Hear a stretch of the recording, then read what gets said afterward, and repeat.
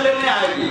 तो सबसे बड़ी अगर रायगढ़ जिले के अंदर समस्या है तो उत्पादित फ्लाई ऐश का कहां आप उसको खत्म करेंगे।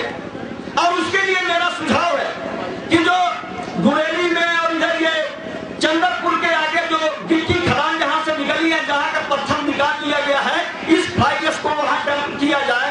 रायगढ़ जिले के अंदर जहां कोयला निकाल लिया गया है, इस फ्लाई ऐश को वहां डाला जाए। और सबसे बड़ी आने वाली जो चुनौती होगी उससे हमको, अगर हम आज से कोशिश करेंगे तभी शायद भविष्य में उस चुनौतियों से हम लड़ सकते हैं। तो अध्यक्ष महोदय, हमारा कहने का मतलब यह है कि जो एनटीपीसी के 3400 मेगावाट से जो हजारों टन रोज फ्लाई ऐश निकलेगा, उस फ्लाई ऐश को हम कहां रखेंगे, उसका फ्लाई ऐश का हम क्या करेंगे, इसका बहुत स्पष्ट लोगों के अंदर बात होनी चाहिए। एक बात देखिए महत्वपूर्ण है कि जो कंपनियां बोलती हैं कि हम नदियों से पानी लेके आएंगे, नदियों से परियोजनाएं चलाएंगे। रायगढ़ जिले में मार्च 2011 में एक कलेक्टर साहब ने समिति बनाई कि रायगढ़ जिले के अंदर ये अध्ययन होना चाहिए कि कौन कौन से उद्योग ग्राउंड वाटर पानी का उपयोग करते हैं। मेरे को जो सूचना के अधिकार के तहत जो जानकारी मिली, उस जानकारी में रायगढ़ जिले के अंदर 22 ऐसे उद्योग हैं जो विगत 7 साल, 10 साल, 9 साल, 8 साल से ग्राउंड वाटर पानी पर चलते हैं, जो कि सुप्रीम कोर्ट के ये निर्देश हैं कि केवल ग्राउंड वाटर पानी का जो उपयोग होगा ड्रिंकिंग वाटर और एग्रीकल्चर पर्पज के लिए, केवल 2 पर्पज। तो अगर ये जांच समितियां बनती हैं, जांच के बाद रिपोर्ट आती है और जब उनसे ये पूछा जाता है कार्यवाही क्या हुई, तो वो कार्यवाही 0 होती है।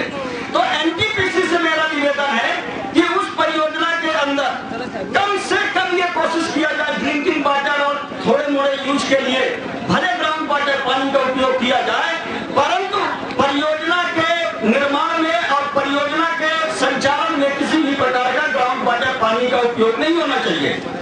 मेरा कहने का ताल्लुक ये है सर कि निर्माण प्रक्रिया चालू करने से पहले जहां से एनटीपीसी को पानी लाना है, वो पानी की व्यवस्था पहले कर ली जाए, जिससे उस तरह से ग्राउंड वाटर पानी का रथ योजना हो।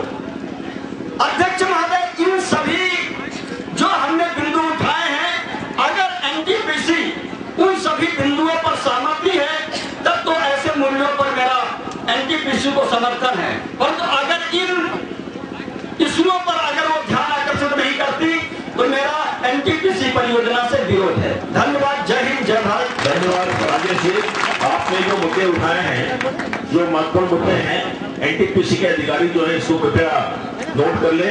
उनकी क्या नीति है, जो पुनर्वास के संबंध में, फ्लाई ऐश के डिस्पोजल के संबंध में, लोअर बेस में एम्प्लॉइज के संबंध में, बोनस की एक्स्ट्रा राशि के संबंध में, ये जो तथ्य उठाए गए हैं, इसको कृपया उनकी क्या नीति है ये अपने कमेंट्स में रखेंगे।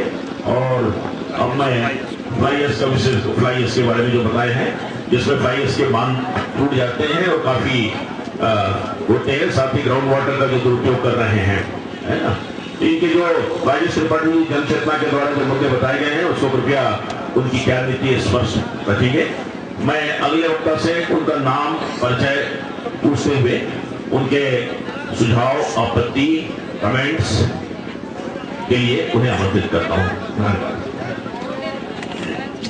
मेरा नाम श्री प्रसाद शाह है। मैं ग्राम पंचायत लारा का एक किसान हूं एवं अपने कुसुर ब्लॉक से अभी जो टीवी 99 चैनल का जो मीडिया निकला है, उसमें मेरा सिलेक्शन कुसुर ब्लॉक से हुआ है। तो मेरा मुद्दा 3 मुद्दा है सर। पहला मुद्दा है जमीन का उचित रेट, दूसरा मुद्दा है जमीन की उचित मुआवजा एवं तीसरा मुद्दा है पर्यावरण से संबंधित। तो मैं सबसे पहले अभी जमीन के रेट के बारे में एक मुद्दा उठा रहा हूँ, उसके बारे में आपका जो भी विचार होगा मेरे सामने में उसका उत्तर देंगे सर। देखिए, मैंने आपको फिर बोला, आपके जो भी दाव, आपत्ति, सुझाव है आप बोल दीजिए। ये एक दूसरे को प्रश्नावली करने का मंच नहीं है। आपके सारे कमेंट्स जैसे के तैसे हम भेज देंगे और इस संबंध में एनटीपीसी के द्वारा जो भी अपने कमेंट्स को रखेंगे और जो भी आपके विचार हैं आप व्यक्त कर दें। धन्यवाद। जैसे सर अभी हमारे छत्तीसगढ़ की सरकार ने मैंने 3 रेट तय किए हैं कि 6 लाख जो है बंजर भूमि के लिए, खैर भूमि के लिए 8 लाख और जो दुफसली जमीन है सर उसके लिए है 10 लाख। तो ये जमीन का रेट है 3 प्रकार का सर। मेरे समझ में ये नहीं आ रहा है कि एनटीपीसी वाले जो है हमारे यहाँ जो जमीन जा रहा है उसमें खेती करने के लिए ले रहे हैं कि उसको एनटीपीसी में विद्युत निकालने के लिए ले रहे हैं। अगर विद्युत निकालने के लिए ले रहे हैं तो जमीन का किस्म के ऊपर निर्भर नहीं है सर कि खैर जमीन में जो है 10 वोल्टेज का लाइन निकलेगा और जमीन जो है दुफसली में 100 वोल्टेज का नहीं लाइन निकलेगा। जमीन जो है हमारे किसान भाई को, जब किसान कोई जमीन खेती करने के लेता है उसमें किस्म देखा जाता है सर कि दुफसली जमीन में ज्यादा धान होगा तो हम ज्यादा रेट में बेचेंगे।